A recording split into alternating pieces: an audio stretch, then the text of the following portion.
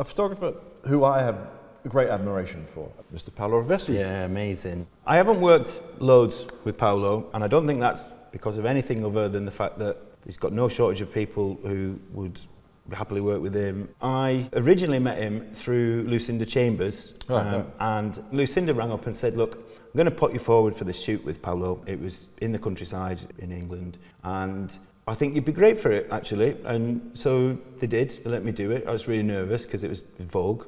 And I didn't know who Paolo was, which was an extra element of like, I don't know anything about your stuff.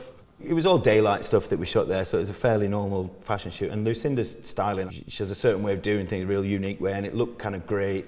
And I thought we've had a good day there, and I'd not really thought about it much. Then through my having an agent and things, a job came up. Can you go to Paris and work with Paolo Rovesci in his studio? He's got a studio on the outskirts of Paris. I was given an address, turned up, and it turned up to this fabulous building, and it was clearly a really interesting, slightly deco building, but I didn't know if he owned the lot or what, and I knocked on the door, and this guy comes to the door, and obviously in the art department you tend to be the first and then the last out, sort of. Yeah. So it's like 6:37 in the morning, and I said, oh, hi, Paolo, and he was like, yeah, quite gruff, and I was like, oh, fantastic, I've got a few bits and pieces to bring in, and he went, come in.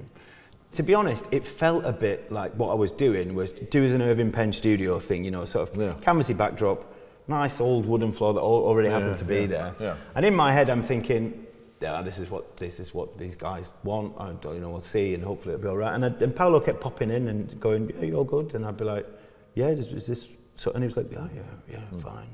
Not giving much away, but I, in my naivety, didn't understand the way that he took pictures. You know, so we're all gathered around, and there's a laptop and what have you, and all the lights go off, and then Paolo just gets, he's got like a bunch of torches, and he goes, oh, maybe we try red. And he goes up and model, and he turns his torch on, and he's literally painting with light. Yeah. And then goes back and goes, maybe I try some blue. And I get some blue into this and that. And then the lights come back on, and everybody, and it takes literally 8 minutes for the image to come through onto the laptop. So again, I'm a bit like, okay. Then all of a sudden, out of nowhere, bing, this image comes up, and I was really blown away because I obviously know the idea of how you paint with light and that kind of thing. You know, we've done that since we were kids. I just wasn't in the frame of mind to think that that's what we were doing right at that point. And it was such a one-off image too, that thing of like, oh, if we really like that, you're not really going to be able to do that again. You know, and when it comes down to the nuances of, you know, the bit of red in the hair or what's happening here and how intense that light is. Yeah. You know, he's doing that with his torch, and I just thought there's something really beautiful about this. And I don't think for one second he's trying to claim that, like, I'm the only person who can do this. I appreciate that. But I was blown away. His trees on the back, he'd flash the trees for a second, I'd be like, what's that all about then? And he'd be like, well, that's how I get the background on this one to look white. You know, he knew just how long amount of time as well to leave his torch on for. And he looked like the kind of guy who really didn't. But you knew really quickly through working with him that he knew exactly what he was doing.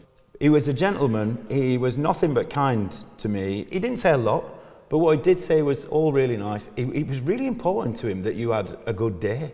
I mean, I could tell that, like, I didn't want to ask, but I could tell that he had a few health issues. He had a masseuse all day, and the masseuse was there, and he had to keep going off every, you know, hour or so, and he'd have to have a good 10 or 15 minutes, and they must work on his back. And I think it must be years of standing in studios, you know, and all the afflictions that you guys get. But he'd be like, have you been and seen my masseuse? And I was like, no, I've not seen your masseuse, it's all right. And he was like, no, but you should. Yeah. And I was like, yeah, I'm all right. And he's like, no, but you should. You know, she's here all day, anybody can. And then I realized he was being dead serious, like almost to the point that, like, she's here. Well, you know, like, she works wonders. But, you know, I don't mind if you want to have to, because I was a bit like, we should probably just get on with the job, shouldn't we? And he's like, no, go and have 10 minutes. But yeah, one time he came doddering from behind one of the door with a tray of shots. And I was like, what's that? And he went, vodka. And I was like, really? And he went, everybody must have at least one glass of vodka a day. Well, you won't get an argument from me. I was like, are you having one? He's like, I've had two. Lovely talking to you, Andy. Same. Thank you so much for doing this. It leaves me with a great excitement to do more. Yes, should we get on to it? We should get on one of those. Let's try working with this and do that. So look forward to seeing you on the next week. Thank you for doing this. Definitely a pleasure. Thank you very much. Thank you.